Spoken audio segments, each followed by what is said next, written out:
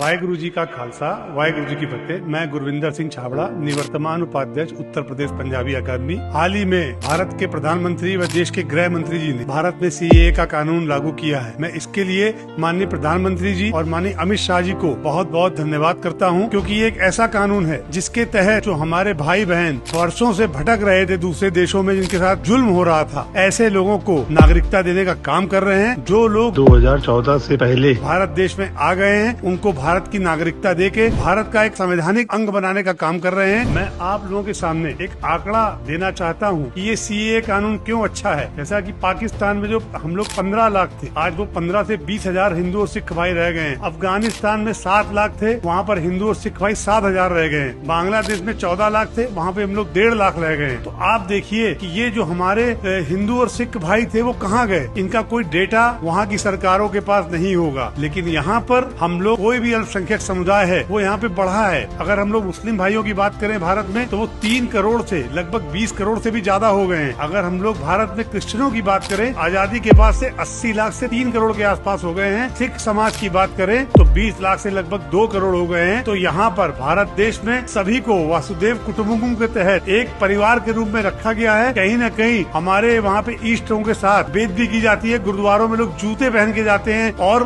तमाम सारी ऐसी चीजें हैं जो आप चाहें तो इंटरनेट पर देख सकते हैं। के बाद भी जो वहाँ से प्रताड़ित होकर लोग आ रहे हैं, भारत के यशस्वी प्रधानमंत्री उन सबको अपना परिवार मानते हुए, चाहे वो यमन में कोई ऑपरेशन हुआ हो, चाहे ऑस्ट्रेलिया में भारतवासियों पे कोई बात हुई हो, हमारे भारतवासियों को लाने का काम इस देश के यशस्वी प्रधानमंत्री नरेंद्र भाई मोदी जी की सरकार ने किया है। क्योंकि वो पूरे विश्व में जो भी भारत से लोग गए हैं उनको अपना परिवार मानते हैं। ओवैसी जैसे लोग जो भारत देश में लगातार मुसलमानों को भड़काने का काम कर रहे हैं और देश में कहीं न कहीं एक अस्थिरता लाने का प्रयास कर रहे हैं, उनकी बातों में ना आए। इस सीएए कानून को समझें और मोदी जी और अमित शाह जी का हम लोग धन्यवाद करें। हमारा जो एक अभियान चल रहा है साडा पीएम मोदी, इसमें जुड़े और 2024 में मोदी जी को अधिक से अधिक सीटों में जिताएं, ताकि आने वाले समय भी पूरे विश्व में अगर कोई भी घटना किसी भारतवासी के साथ होती है तो मोदी जी का जो एक विजन है वो उनके साथ ऐसी दृढ़ता से खड़े रहें। इतनी बात कह के मैं अपनी बात को समाप्त करता हूँ। धन्यवाद।